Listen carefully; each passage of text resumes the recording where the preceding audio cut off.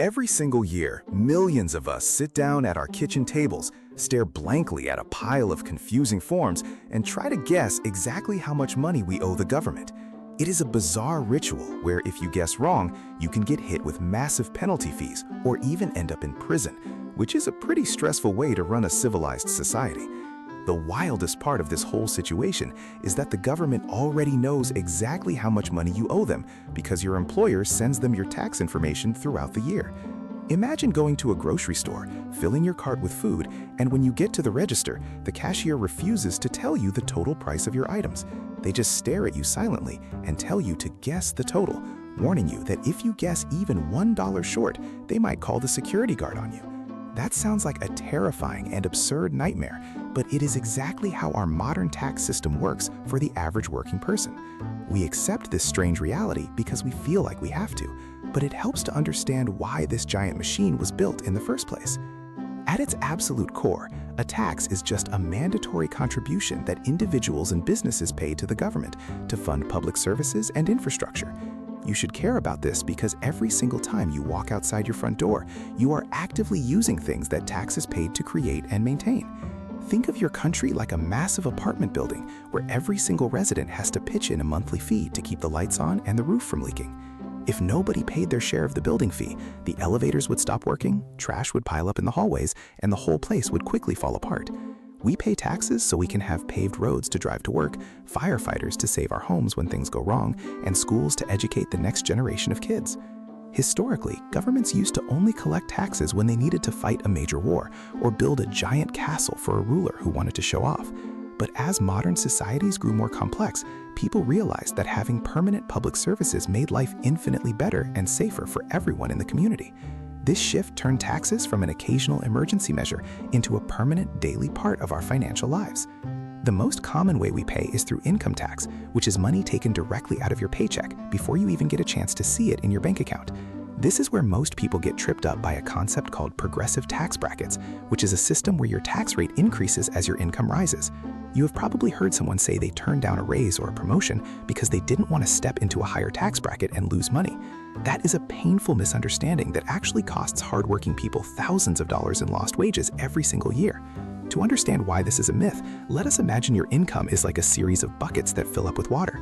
Let's say your first bucket holds exactly $10,000, and the government taxes everything inside that first bucket at a low rate of 10%. If you get a raise and now make $12,000, only the extra $2,000 that overflows into the second bucket gets taxed at the higher rate of 15%. Your first $10,000 is still taxed at the lower 10% rate, no matter how much money you make overall in your career. Crossing into a higher tax bracket only ever taxes the new extra money you earned, never your entire income.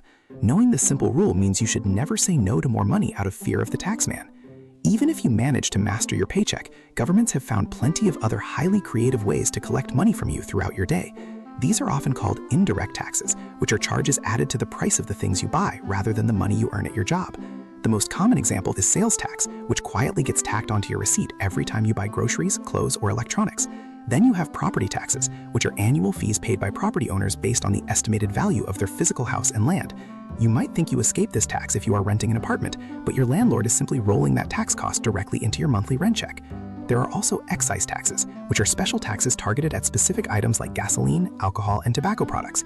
Governments love these because they generate massive amounts of revenue while simultaneously discouraging behaviors that might harm your personal health or the environment.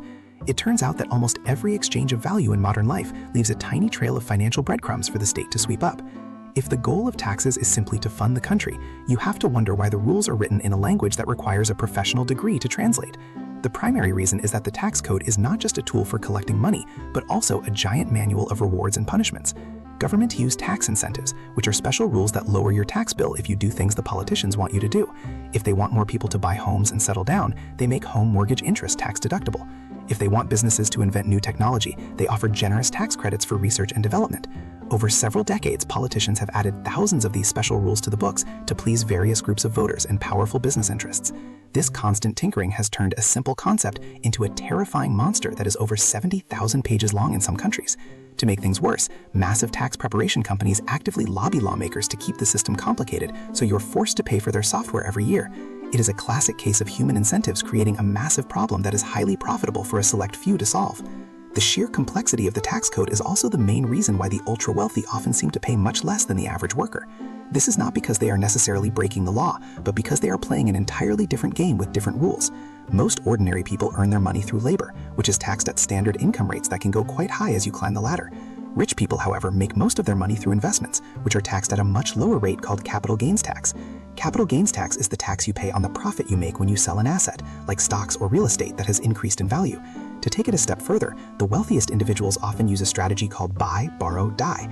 Instead of selling their stock and paying taxes on the profit, they use those stocks as collateral to take out massive loans from banks. Since loan money is not considered income by the government, they get to spend millions of dollars completely tax-free. When they eventually pass away, their assets are transferred to their heirs under special rules that can wipe out the built-up tax bill entirely. This shows how the rules of money are rarely neutral. They heavily favor those who have the resources to hire experts to navigate the maze.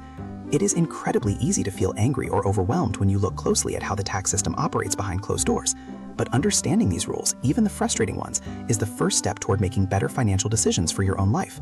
By learning how deductions work, taking advantage of tax-advantaged retirement accounts, and tracking your expenses, you can keep more of your hard-earned cash. Taxes might be an unavoidable certainty of life, but being completely blind to how they work is a choice you don't have to make. If you found this explanation helpful, please hit that subscribe button, leave a comment about your worst tax headache, and share this with a friend. Just remember that I am just an ordinary guy sharing what I have learned on this journey, so always talk to a certified professional before making any major financial moves. Take care, stay curious, and I'll see you in the next video as we continue to figure out this wild world of money together.